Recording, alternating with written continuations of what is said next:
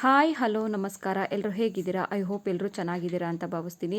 ಇವತ್ತು ಉತ್ತರ ಕರ್ನಾಟಕ ಹಾಗೂ ಮಧ್ಯ ಕರ್ನಾಟಕ ಭಾಗದಲ್ಲಿ ಅತಿ ಹೆಚ್ಚಾಗಿ ಫೇಮಸ್ ಆಗಿರುವಂತಹ ಮೆಂತೆ ಚಟ್ನಿ ಮಾಡುವುದನ್ನು ಹೇಗೆ ಅನ್ನೋದನ್ನು ನಾನು ತೋರಿಸ್ಕೊಡ್ತೀನಿ. ಈ ಒಂದು ಚಟ್ನಿಯನ್ನು ರೊಟ್ಟಿ, ಚಪಾತಿ ಮತ್ತು ಗೋಧಿ ಕಡುಬು ಹಾಗೂ ಅನ್ನಕ್ಕೂ ಸಹ ತುಂಬ ಟೇಸ್ಟಿಯಾಗಿರುತ್ತೆ ಅಂತಲೇ ಹೇಳ್ಬೋದು.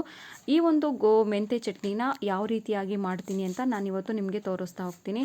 ಈಗ ನೋಡ್ಬೋದು, ಒಣಮೆಣ್ಸಿಕಾಯಿನ ತೊಗೊಂಡಿದ್ದೀನಿ. ಗರಿ ಗರಿ ಆಗಿರುವಂತಹ ಒಣಮೆಣ್ಸಿಕಾಯಿ ಹಾಗೂ ಬೆಳ್ಳುಳ್ಳಿ ಮತ್ತು ಮೆಂತೆಕಾಳು. ಮೇನ್ ಈ ಮೆಂತೆ ಚಟ್ನಿಗೆ ಮೆಂತೆಕಾಳು ಬೇಕೇ ಬೇಕು. ಮತ್ತು ಬೆಲ್ಲ ಮತ್ತು ಉಪ್ಪು ಹಾಗೆ ಹಸಿ ಕರಿಬೇವನ್ನು ಸಹ ನಾನು ತೊಗೊಳ್ತಾ ಇದ್ದೀನಿ. ಇದಕ್ಕೆ ಹಸಿ ಕೊತ್ತಂಬರಿ ಸೊಪ್ಪನ್ನು ಸಹ ಬಳಸ್ಬೋದು, ಬಟ್ ನಾನು ತುಂಬ ದಿನ ಸ್ಟೋರೇಜ್ ಮಾಡಿ ಇಡೋದ್ರಿಂದ ನಾನು ಹಸಿಯಾಗಿರುವಂತಹ ಒಂದು ಕೊತ್ತಂಬರಿ ಸೊಪ್ಪನ್ನು ನಾನು ಬಳಸ್ತಾ ಇಲ್ಲ. ಮೊದಲೇದಾಗಿ ನಾವು ಮೆಂತೆಕಾಳನ್ನು ಚೆನ್ನಾಗಿ ಹುರ್ಕೋಬೇಕು. ಮೆಂತೆಕಾಳು ಚೆನ್ನಾಗಿ ಹುರಿದಾಗ ಮಾತ್ರ, ಅಂದರೆ ತುಂಬ ದಿನ ನಾವು ಸ್ಟೋರೇಜ್ ಮಾಡಿ ಇಡಬೇಕಾಗಿರೋದ್ರಿಂದ ಮೆಂತೆಕಾಳು ಮತ್ತು ಮೆಣಸಿನ್ಕಾಯಿ ಎಲ್ಲದನ್ನು ಸಹ ಚೆನ್ನಾಗಿ ಹುರಿಬೇಕು. ಮೆಂತೆಕಾಳು ಯಾವ ಹದದಲ್ಲಿ ಹುರಿಬೇಕು ಅಂತ ಕೆಲವರು ಕೇಳಿದರೆ, ಈ ಒಂದು ಮೆಂತೆಕಾಳು ಚಟಪಟ ಸಿಡಿಯುತ್ತೆ, ಆ ಒಂದು ಹದದವರೆಗೂ ಸಹ ನಾವು ಮೆಂತೆಕಾಳನ್ನು ಚೆನ್ನಾಗಿ ಹುರಿಬೇಕು. ನಂತರ ಒಣಮೆಣ್ಸಿಕಾಯಿ, ಚೆನ್ನಾಗಿ ಡ್ರೈ ಆಗಿರುವಂತಹ ಒಂದು ಒಣಮೆಣ್ಸಿಕಾಯನ್ನು ಸಹ ನಾನು ತೆಗೆದುಕೊಂಡಿದ್ದೀನಿ. ಇದನ್ನು ಚೆನ್ನಾಗಿ ಹುರಿಬೇಕು. ಹುರಿಯೋಕ್ಕಿಂತ ಮುಂಚೆ ಸ್ವಲ್ಪ ಆಯಿಲನ್ನು ಸಹ ಬೆಳೆಸಬೇಕು. ಅಡುಗೆಗೆ ಬಳಸುವಂಥ ಒಂದು ಎಣ್ಣೆನ ಚೆನ್ನಾಗಿ ಹಾಕಿ ಅದನ್ನು ಸಹ ಚೆನ್ನಾಗಿ ಫ್ರೈ ಮಾಡ್ತಾ ಇದ್ದೀನಿ. ಇದು ಸಹ ಒಣಮೆಣ್ಸಿಕಾಯಿ ಸಹ ಒಂದು ಫ್ರೈ, ಅಂದರೆ ಚೆನ್ನಾಗಿ ಫ್ರೈ ಮಾಡಿದಾಗ ಒಂದು ಕಲರ್ ಸಹ ಚೇಂಜ್ ಆಗುತ್ತೆ. ಆ ಕಲರ್ ಚೇಂಜ್ ಆಗೋವರೆಗೂ ಸಹ ನಾವು ಒಣಮೆಣ್ಸಿಕಾಯಿನೂ ಸಹ ಚೆನ್ನಾಗಿ ಹದವಾಗಿ ಹುರಿಬೇಕು. ನೋಡ್ತಾ ಇದ್ದೀರಲ್ಲ ಯಾವ ರೀತಿಯಾಗಿ ಕಲರ್ ಚೇಂಜ್ ಆಗ್ತಾ ಇದೆ ಅಂತ. ಕಲರ್ ಚೇಂಜ್ ಆಗ್ತಾ ಇದೆ. ಸಹಜವಾಗಿ ಒಣಮೆಣ್ಸಿಕಾಯಿ ಹುರಿಬೇಕಾದ್ರೆ ಸ್ವಲ್ಪ ಘಾಟ್ ಬರುತ್ತೆ. ನೋಡ್ತಾ ಇದ್ದೀರಾ, ಚೆನ್ನಾಗಿ ಒಣಮೆಣ್ಸಿಕಾಯಿ ಹುರಿದಿದೆ. ನಾನು ಇದಕ್ಕೆ ಹಸಿ ಕರಿಬೇವನ್ನು ಸಹ ಆ್ಯಡ್ ಮಾಡ್ತಾ ಇದ್ದೀನಿ.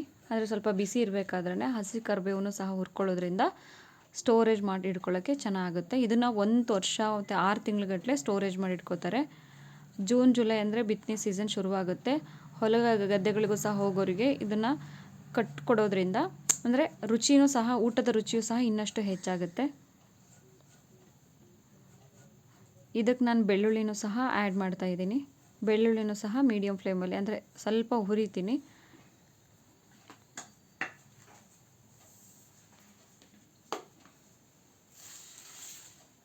ನೋಡ್ತಾ ಇರ್ಬೋದು, ಬೆಳ್ಳುಳ್ಳಿನೂ ಸಹ ಚೆನ್ನಾಗಿ ಫ್ರೈ ಆಯಿತು.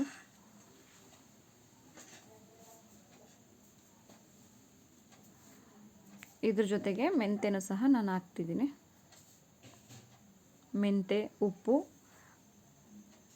ಎಲ್ಲ ಆ್ಯಡ್ ಮಾಡಿ ಚೆನ್ನಾಗಿ ಒಳ್ಕಲ್ಲಲ್ಲಿ ರುಬ್ಬಬೇಕು. ಮಿಕ್ಸಿಲಿ ರುಬ್ಬೋದ್ರಿಂದ ಏನಾಗುತ್ತೆ ಅಂದರೆ, ಮಿಕ್ಸಿಲಿ ರುಬ್ಬಬೇಕಾದ್ರೆ ನಾವು ನೀರು ಹಾಕಲೇಬೇಕಾಗುತ್ತೆ. ನಾನಿಲ್ಲಿ ನೀರು ಹಾಕದೇ ತರಿಯಾಗಿ, ಎಷ್ಟು ತರಿ ಆಗುತ್ತೋ ಅಷ್ಟು ತರಿಯಾಗಲೇ ನಾನು ಒಳ್ಕಲ್ಲಲ್ಲಿ ನೀರು ಹಾಕ್ದೇ ಇದನ್ನು ರುಬ್ಬಬೇಕು. ಸ್ವಲ್ಪ ಕಷ್ಟ ಆಗುತ್ತೆ ರುಬ್ಲಿಕ್ಕೆ, ಯಾಕಂದರೆ ಮಿಕ್ಸಿಲಾದರೆ ನಾವು ತುಂಬ ದಿನ ಸ್ಟೋರೇಜ್ ಮಾಡಿ ಇಡೋಕ್ಕಾಗಲ್ಲ. ಏನೇ ಅಂದರೂ ಒಂದು 15 ದಿನವೂ ಜಾಸ್ತಿ ಆಯಿತು, 15 ದಿನವೂ ಜಾಸ್ತಿ ಆಯಿತು. ನಾವು ಮೇನ್ ಇಲ್ಲಿ ಬೆಲ್ಲನ ಯಾಕೆ ಬಳಸ್ತಿದ್ದೀವಿ ಅಂದರೆ, ಬೆಲ್ಲದಿಂದ ಅದರ ರುಚಿಯೂ ಸಹ ಸಾಕಷ್ಟು ಹೆಚ್ಚಾಗುತ್ತೆ ಮತ್ತು ತುಂಬ ದಿನ ಸ್ಟೋರೇಜ್ ಮಾಡಿಡಲಿಕ್ಕೆ ಸ್ವಲ್ಪ ಖಾರವೂ ಸಹ ಕಮ್ಮಿ ಆಗುತ್ತೆ. ನೀರು ಹಾಕದೆ ಬೆಲ್ಲನ ಹಾಕಿ ಚೆನ್ನಾಗಿ ರುಬ್ಬಬೇಕು. ನೋಡ್ತಾ ಇದ್ದೀರಾ, ಬೆಲ್ಲ ಹಾಕಿದ ನಂತರ ಅದರ ಜಿಗುಟಾಗಿ ಆ ಒಂದು ಚಟ್ನಿ ಬರುತ್ತೆ. ಯಾವ ರೀತಿಯಾಗಿ ಬಂತು ಅಂತ ನೋಡ್ತಾ ಇದ್ದೀರಲ್ಲ. ಉತ್ತರ ಕರ್ನಾಟಕ ಹಾಗೂ ಮಧ್ಯ ಕರ್ನಾಟಕ ಭಾಗದಲ್ಲಿ ಮಾಡುವಂತಹ ಬೆಸ್ಟ್, ಅಂದರೆ ತುಂಬ ಈ ಭಾಗದ ಜನರಿಗೆ ಸಾಕಷ್ಟು ಇಷ್ಟವಾಗುವಂಥ ಒಂದು ಮೆಂತೆ ಚಟ್ನಿ. ಈ ಒಂದು ರೆಸಿಪಿಗೆ ಏನೆಲ್ಲ ಆ್ಯಡ್ ಮಾಡಿದ್ದೀನಿ ಅಂತ ನಾನು ನಿಮ್ಗೆ ತೋರಿಸ್ದೆ. ಮತ್ತು ಸ್ವಲ್ಪ ಹುಣಸೆಹಣ್ಣು ಸಹ ಬಳಸ್ತಾರೆ. ನಾನು ಅದೊಂದು ಹುಣಸೆಹಣ್ಣು ಈ ಸಾರಿ ಬಳಸಿಲ್ಲ. ಇದೇ ರೀತಿಯಾದಂಥ ಹಲವು ವಿಡಿಯೋಗಳಿಗಾಗಿ ನಮ್ಮ ಒಂದು ಚಾನಲನ್ನು ಫಾಲೋ ಮಾಡಿ. ಧನ್ಯವಾದ.